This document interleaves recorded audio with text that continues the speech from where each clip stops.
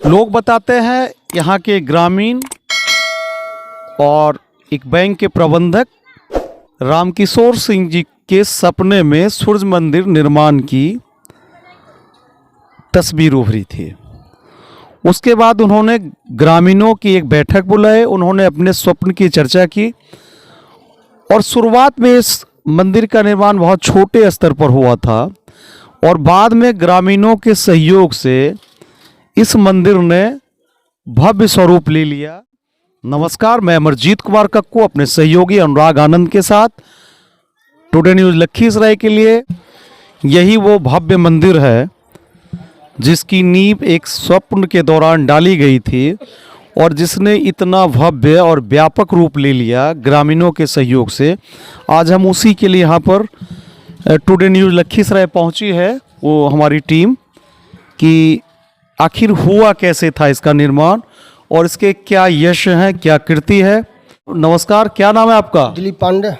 दिलीप पांडे जी, आप यहीं के पुजारी हैं?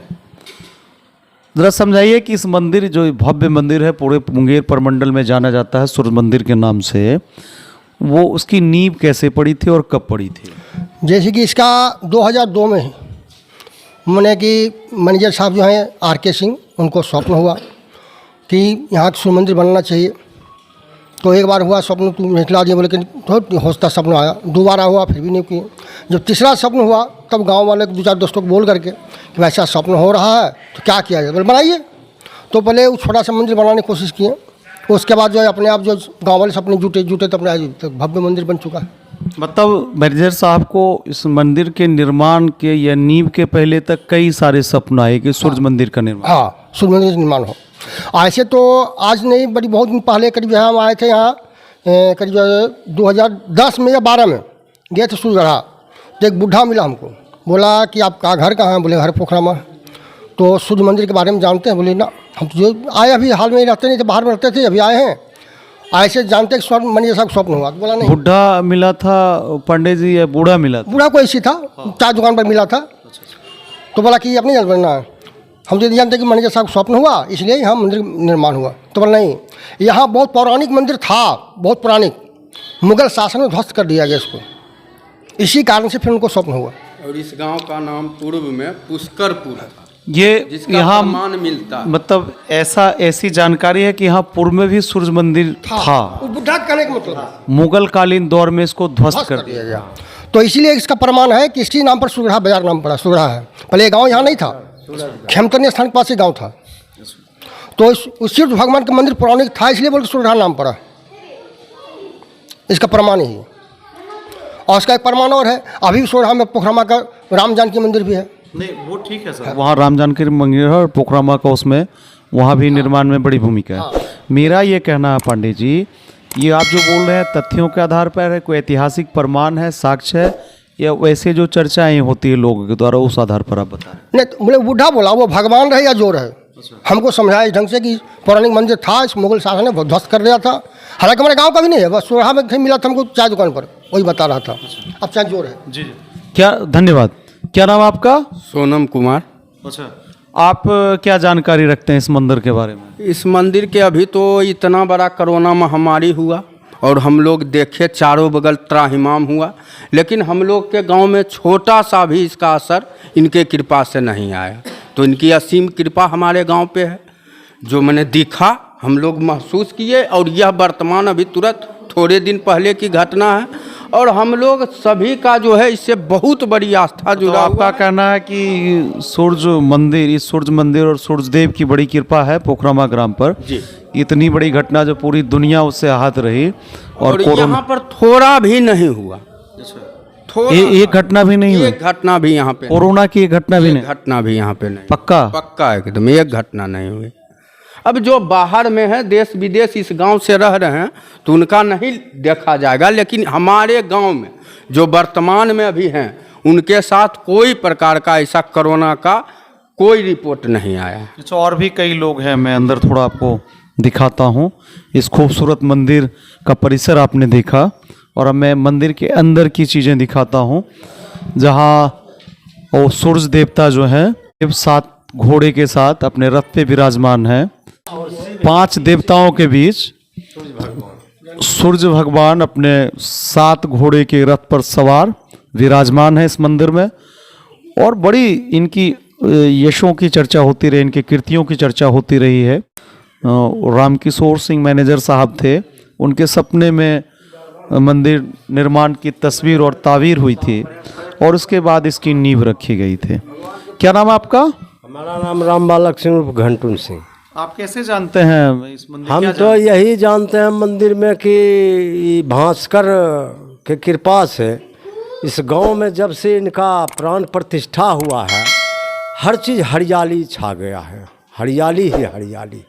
बहुत धन्यवाद। बहुत ये चर्चा मैं सुन रहा हूँ कि इनकी बड़ी कीर्ति रही है हमारे समाज में। क्या नाम है आपका? रोहित। आप क्या क्या जानते हैं इस मंदिर के बारे में? मंदिर की स्थापना के बाद जो इनकी कीर्ति रही इस क्षेत्र में, वरन जिला में। हम यही जानते हैं हमारे गांव का स्थिति बहुत खराब था। जब से भगवान भास्कर यहाँ बैठे, गांव हरा भरा चमन है। कहीं किसी कोई व्यक्ति का कोई तरह का दिक्कत इस गांव में नहीं है। न तो भगवान की असीम कृपा से। भगवान भास्कर की कृपा से जब किसी से ये बैठे गांव में स्थापित हुए, उससे गांव का सारा काल कष्ट सब दूर हो गया। कहीं चलिए कोई दिक्कत चलिए, बहुत धन्यवाद। आप पूजा के लिए आए हुए हैं यहाँ पे? पूजा करने। क्या नाम है आपका? सोनी देवी। आवाज़ बहुत कम है। सोनी देवी।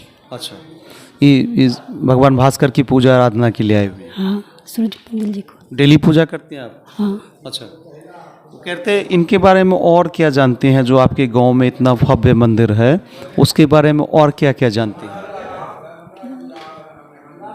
नहीं, इनकी कृपा के बारे में, यश के बारे में, कीर्ति के बारे में, भगवान भास्कर का जो यहाँ पर मंदिर है। ठीक है, काया कंचन करने के लिए सब व्रत करते हैं। जी जी। वही लिए हम भी करते हैं, संसार के भला के लिए कर रहे हैं। संसार, अपना भी भला होने के लिए कर रहे हैं। परिवार, समाज और संसार के कल्याण के लिए भगवान भास्कर की आराधना करते हैं। संसार भला तो हम भी भला। संसार भला तो संसार भला तो हम भी भला। देखिए, बड़े कम ऐसे लोग होते हैं जो आज भी संसार और समाज के भला में अपनी भलाई देखते हैं। एक चीज़ और ज़रा बताइए कि आने वाले छठ पूजा में और क्या संदेश देना चाहेंगे आप समाज को हमारे इस चैनल के माध्यम से? अभी आने वाले दिनों में हिंदू समाज के लिए एक सबसे बड़ा पर्व होता है सनातन सभ्यता में, जहां हम स्वच्छ पवित्र गंगा में हिलकर 48 घंटे का उपवास करते हैं यहाँ की साधिका। उसके बाद भगवान भास्कर के उगते और डूबते स्वरूप की पूजा अर्चना करते हैं। तो इस विषय में आप कोई संदेश देना चाहेंगे समाज को? बोला ना, आप कुछ बोलना चाहेंगे? बोलिए। हाँ, यहाँ धूमधाम से मनाया जाता है। तो और क्या बोलना चाहेंगे? आप तो युवती हैं, क्या कहना चाहेंगे समाज को? क्या संदेश देना चाहेंगे? पूजा करते हैं, सब आते हैं बहुत बहुत गांव से, बहुत दूर दूर से यहाँ। दूर दराज से आते हैं। अच्छा, थोड़ा जिस तरीके से संसार में सब पूजा कर रहा है, तो संसार में हम भी पूजा कर रहे हैं। जी जी, वो कहते वही हैं लिए जिस सब तरीके ठाकुर जी को दंड देते तरीके से हैं। आप ग्रामवासियों ने इस मंदिर को इतना बड़ा बनाया, उस तरीके से थोड़ा और सांसद विधायक जी को थोड़ा इधर देखने की जरूरत नहीं थी क्या? हाँ, देखने की जरूरी है कि देखना चाहिए, आगे बढ़ाना चाहिए।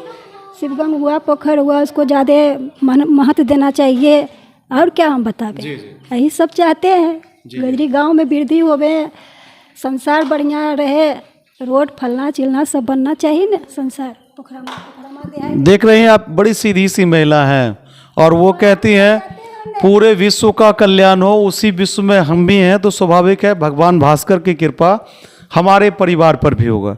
ऐसे लोग बहुत कम होते हैं। थोड़ी नाराज़गी है कि भाई जिस तरीके से शिवगंगा की हालत है, या जो और एक छोटा तालाब की हालत है, जो आने वाले दिनों में सैकड़ों हजारों साधक साधिका यहाँ अपना अपना मन्नत मानने के लिए, सूप चढ़ाने के लिए, भगवान भास्कर को जल डालने के लिए आएंगे, उनके लिए थोड़ी समस्या है। तो सरकारों को और प्रतिनिधियों को और उनसे जुड़े एजेंसियों को थोड़ा इधर भी नज़र रखने की ज़रूरत है, ऐसा ये चाहते हैं। और तालाब है यहाँ पे, बहुत ही खूबसूरत तालाब है। इस प्रसंग की चर्चा आप इस तरीके से देख सकते हैं कि सूर्य मंदिर घाट है, ये सूर्य मंदिर घाट है, बहुत ही खूबसूरत तालाब। दो तालाब है, आप देखिए। एक ये छोटा तालाब है जिसमें दो तरफ से सीढ़ी का निर्माण किया गया है और एक और जो मुख्य तालाब है और बेहतरीन नज़ारा है ये। उसकी साफ सफाई का कार्यक्रम ग्रामीण बताते हैं जो बड़ी मात्रा में है, जो श्रद्धा रखते हैं भगवान भास्कर और इस छठ घाट को लेकर। पूरे प्रमंडल में इकलौता बड़े स्केल पर मंदिर की स्थापना हुई है, सूर्य मंदिर की। ये उनका बागीचा है, फुलवारी कह सकते हैं, जहाँ फूल पत्ती आम अमरूद के पौधे से पटे पड़े हैं। ये खूबसूरत वातावरण है। अभी आने वाले दिनों में यहाँ छठ पूजा बड़े स्केल पर, जहाँ पूरे जिला भर से साधक और साधिका अपनी अपनी मन्नतों को लेकर कष्ट निवारण के लिए, अपने अपने परिवार के लिए, समाज के लिए, विश्व कल्याण के लिए अब साधक साधिका यहाँ भगवान भास्कर से मन्नतें मांगने के लिए आते हैं। भी होता है। और यहाँ लोग बताते हैं कि जो ग्रामीण होते हैं, जो गरीब गुरबा होता है, उनके बच्चे बच्चियों की शादी यहाँ होती है और मंदिर प्रबंधन जो है इसमें बड़ी भूमिका, बड़ा रोल प्ले करता है। और कोई पैसा, हम कहना चाहेंगे कि 2014 के बाद यहाँ पर सरकार के द्वारा हम लोग को किसी तरह का मदद नहीं हो पाया है। 2014 के पहले ये सब थोड़ा सा माननीय गिरिराज थे तो विकास संभव हुआ। उसके बाद हम लोग जिलाधिकारी महोदय से भी मिले हैं, लेकिन किसी तरह का यहाँ पर लाइट के लिए, स्ट्रीट लाइट के लिए, घाट के लिए हम माननीय निवर्तमान सांसद महोदय को भी आवेदन किए, लेकिन उनका योजना लगभग 5 करोड़ रुपये का, 6 करोड़ रुपये का आया चारों तरफ, सुजगढ़ा प्रखंड में भी आया, लेकिन इस गांव के लिए थोड़ा भी उनको ध्यान नहीं दिया गया। यहाँ प्रबंधन से जुड़े हुए लोग बताते हैं कि 2014 के पहले जिसकी पहल यहाँ के मैनेजर साहब ने की थी और ग्रामीणों ने की थी, एक नींव रखी थी और बाद में ग्रामीणों के सहयोग से इस बड़े और भव्य मंदिर का निर्माण हुआ, भगवान भास्कर के मंदिर का। और इसकी चर्चा पूरे मुंगेर प्रमंडल में होती है। यहाँ बहुत दूर दराज से श्रद्धालु आते हैं अपने अपने कष्टों के निवारण के लिए। इस मंदिर की जो महत्ता है, इसकी जो यश और कीर्ति है, उससे प्रभावित होकर आते हैं। अपने समाज और देश कल्याण के लिए, समाज कल्याण के लिए लोग यहाँ श्रद्धापूर्वक आते हैं। और यहाँ के प्रबंधन से जुड़े लोग बताते हैं कि 2014 के पहले तत्कालीन विधायक सुरहा प्रेम रंजन पटेल के द्वारा एक कुआं दिया गया यहाँ के लोगों को पानी पीने के लिए, और तत्कालीन बिहार सरकार के मंत्री गिरिराज सिंह जी के द्वारा एक कला मंच दिया गया और एक सामुदायिक भवन जो आप बैकग्राउंड में देख सकते हैं। उसके बाद यहाँ सामाजिक स्तर से जो विकास हुआ वो तो ठीक था, लेकिन सरकारी स्तर से किसी विधायक, किसी सांसद या किसी और प्रतिनिधियों ने इसकी तरफ, इस व्यापक और भव्य मंदिर की तरफ नज़र नहीं डाली। लोगों की नाराज़गी है कि क्यों कर पोखरामा के इस व्यापक और भव्य सूर्य मंदिर को प्रतिनिधियों के द्वारा, पदाधिकारियों के द्वारा नज़रअंदाज किया गया, इग्नोर किया गया। पोखरामा का इतिहास कई कारणों से चर्चा में रहा है, लेकिन आजकल जिसकी चर्चा है वो बड़ी चर्चा है भगवान भास्कर के सूर्य मंदिर की, जिनकी बड़ी महिमा मानी जाती है। फिलहाल मैं अमरजीत कुमार कक्कू अपने सहयोगी अनुराग आनंद के साथ टुडे न्यूज़ लखीसराय के लिए सूर्य मंदिर, इस भव्य और दिव्य सूर्य मंदिर के खूबसूरत परिसर से विदा लेता हूं। ऐसी ही खबरों के लिए देखते रहिए टुडे न्यूज़ लखीसराय। बहुत बहुत धन्यवाद।